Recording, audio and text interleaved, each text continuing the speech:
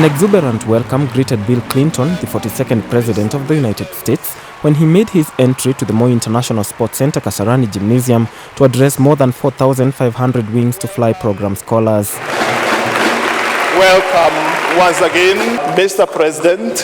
Accompanied by his daughter Chelsea, the former US president closely followed presentations in song and dance that culminated in life stories narrated by scholars themselves. Living in hopelessness, crying in desperation, and in our helplessness, our paths as dark as night. If they could hear our cry. I was not brought up to see a flashing toilet like my peers. The demise of my mother when I, Priskanjari, was 3. Just 3 years of age, felt like God had shot down my parachute. I survived going to school and scavenging for food in the evening.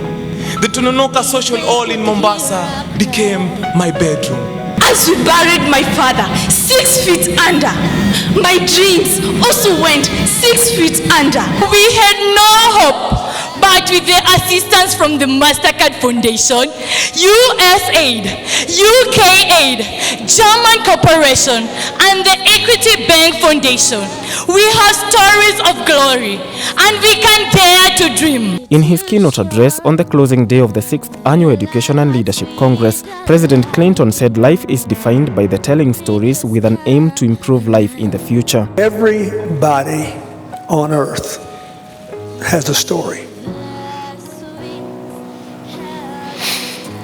And too many people live their whole lives and no one hears their story. And part of everybody's story is the dream. Drawing examples from his upbringing in rural America, Clinton, whose father died in a car accident 3 months before he was born, said that he drew strength and character by internalizing the values of hard work and integrity.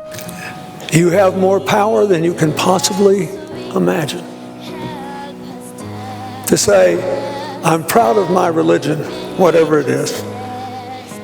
I'm proud of my tribal roots, whatever they are. I'm proud of the place where I grew up, however tough it's been. But you need to know something, every one of you. You may think your story is small, but that's all anybody has.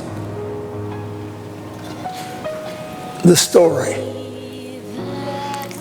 And everybody needs to have the power to write a better story. Clinton lauded Equity Bank for believing in the possibility of nurturing needy scholars through establishment of the Wings to Fly program.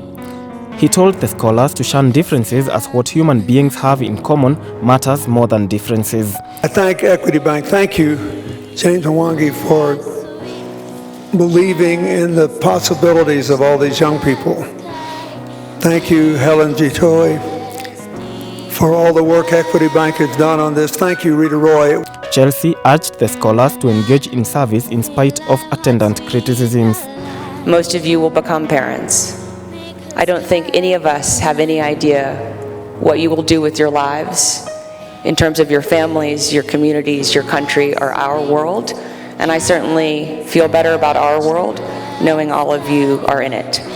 Thank you for sharing your stories. Thank you for what you're doing to not only reimagine Kenya, but reimagine our world.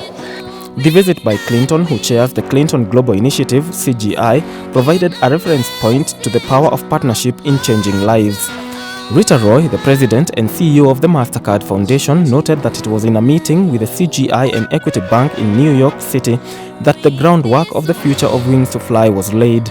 5 years ago, the government of Kenya, Equity Bank and Equity Bank's Foundation, and the MasterCard Foundation made a commitment to the program that looks for high-achieving young people, boys and girls across Kenya, who score at the top 5% on the primary school leaving examination in their district. And as you can see from the signs, 10,377 students are accessing secondary education.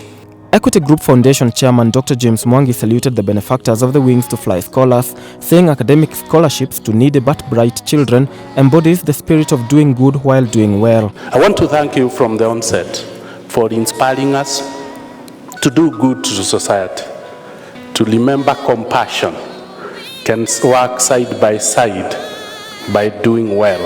You can do well while doing good to society. In a question and answer session moderated by Dr. Mwangi, father and daughter discussed the significance of giving by values to succeed. What inspired you? What motivated you to become the global leader that you are, Mr. President? Watching my mother get up every day and go to work at 7 o'clock in the morning and come home and just do what she was supposed to do to give me and later my brother a better life, that inspired me. Thank you for sharing your stories. Thank you for reimagining your future. Thank you, as I can clearly say, as James pointed out, I've known my father a long time, my whole life, and rarely have I seen him so inspired. And that's saying a lot for someone who himself has had a remarkable story.